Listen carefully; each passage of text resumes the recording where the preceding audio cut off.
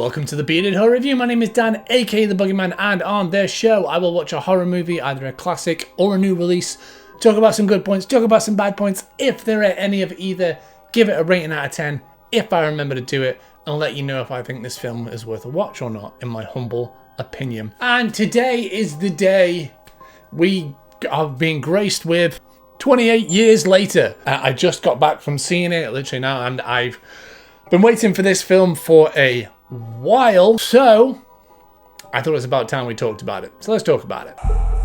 7, 6, 11, 5, 4, 17. The 28 28 time period franchise is something that I grew up with. I saw this film originally 28 days later when it came out, and I absolutely loved it. I was a huge zombie fan anyway, from watching the Night of the Living Dead, Dawn of the Dead, Return of the Living Dead, all of those kind of films growing up. They were just awesome. And then 28 days later came along, and it was an absolute game changer. It took the idea of the zombie film, the virus outbreak, and it did something completely new with it, in not just the way it was told in story, the way that they actually acted, and the way it was shot as well. It was all so different, and it really was just a fantastic film, and a very British film. And then we had the sequel some years later, 28 weeks later, which in itself is also a good film, but it has its flaws. Danny Boyle and Alex Garland have said for a long time they wanted to do a follow-up, but there was a lot of issues with it, but we finally got it. And not only are we getting it, we're getting a trilogy, apparently. And this is the first in our trilogy. So I'm going to say now, it's literally come out today. So I try and do spoiler-free reviews, especially for films like this when they're brand new. But I do like to discuss things from the film, and I try and do it in a non-spoilery way. But if you don't want to know anything at all, here's your possible spoiler warning. So here it is. Go see the film, come back, and let me know what you think. Or, sit around and wait for my review. See if you want to actually go and see it yourself. So the story of this film is really basic. It's set 28 years after the original film. It's set in England, a community living on a very small, isolated island. Aaron Taylor-Johnson has a son, and he is a hunter, and he takes his son out for his first hunt into the mainland. And as you can imagine, some things go wrong. I'm going to say right off the bat, this film is not what they are advertising it as. When you watch the trailer, it advertises it as this kind of action-packed, scary, tense horror film that is set in this very dystopian future, and it makes the idea that there may be a cult, there may be something very nefarious going on, when it's not. That is not what's happening in this film. This film is more like The Road. It is a quiet, contemplative drama, and it's got some horror in it, but really this is a road movie. And Aaron Taylor-Johnson, who is in all of the marketing, very prevalent in the whatever his name's on the poster. He's not the main character. The main character is his son, Spike. I'm sorry, I don't know the name of the actor, the kid. It's here. I'll put it there. He's our main character, and this film is not a rip-roaring adventure film with him and his son, with Aaron Taylor-Johnson's character and his son. It is a quest film and a road film for the son's character Spike to try and find a doctor for his mother, who is very sick. And the first half of this film gives you the idea that it is going to be that adventure kind of tense horror thing that we expect from a 28 period film. But it's not like that at all, and unfortunately that's going to put some people off. This is, like I said, it's like The Road. If you haven't seen that film, it is very much a very sad, kind of slow and personal drama. It is about the inevitable downsides, and there's a lot of downsides to an apocalypse like this. But it's about very much the downsides that we don't really see in film You know, that what it's the human relationships, the things that we will lose knowledge of, the things that we can't do anymore that we used to do, and in the normal world. And like, so right now we can just pick up our phones, we can get on a plane, we can just drive, get in our cars, go anywhere, and we don't have to worry about all these things. But in this film, you know, there's a lot of problems, and it's even like bacon is a treat. It's a huge treat, and this film kind of makes you realize that, you know, that this world is very much gone backwards for a very, very long way. And unfortunately for me, that's not a good thing, because I remember doing a trailer reaction to this film, and I said this doesn't look like a 28 days, 28 weeks, 28 whatever film, because it's not. It is a dystopian film that doesn't feel like a 28 film. It just doesn't. It doesn't even have the same rage infected in it, really. They are very different.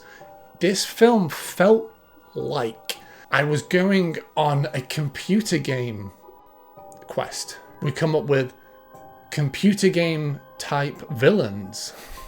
You know, like, I don't know the name of a lot of them, but there's bloaters, like these very large, fat zombies that were just crawling around. There's an alpha. There's normies, but they're kind of logical and they're thinking almost. Men go mad with watching them.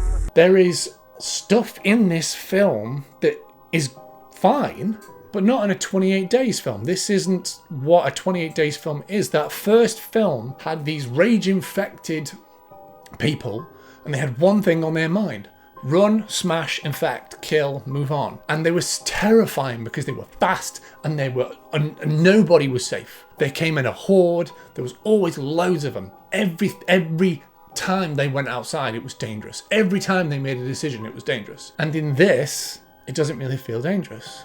I don't feel any kind of tension when watching this. I just didn't feel it. I knew that everyone was going to be fine, and these zombies were slow, and except for some brief moments, people were fine, really.